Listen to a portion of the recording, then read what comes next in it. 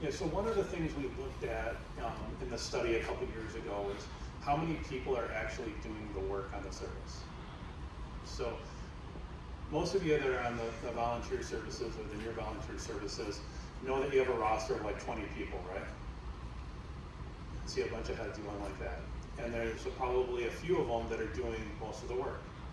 So what we looked at was how many people are doing 80% of the work. How many does it take?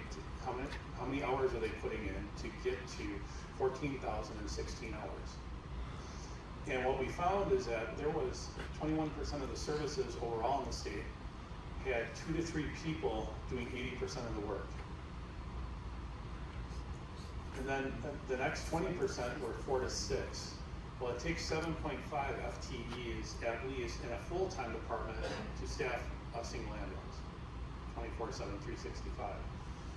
So 62% of your volunteers and 16% of your paid services were operating on 6 or less.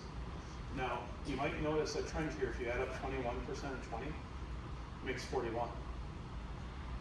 So when you look at the 41% being unreliable, there's a very significant connection between having 6 or less people doing most of the work because there's no margin.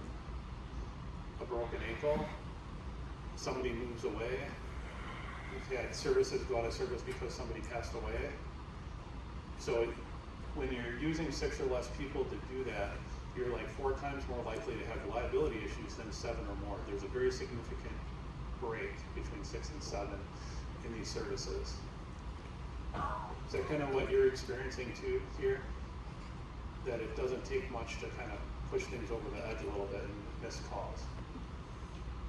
And taking this data and looking at it and trying to distinguish if you have a service that's failing or maybe a service that has failed and using those terms. And when I talk about this, I want to make a very strong distinction, and that's not passing judgment on the people doing the calls. They are not failures. In most cases, there's 3 or 4 people who are doing everything possible in their lives to make sure those wheels keep turning.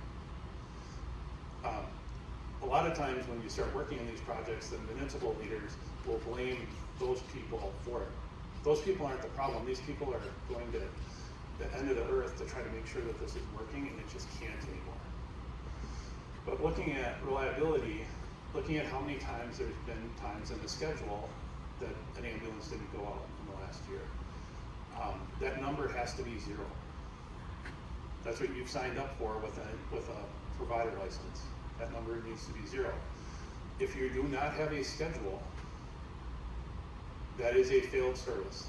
You can't account for if that has been covered or not.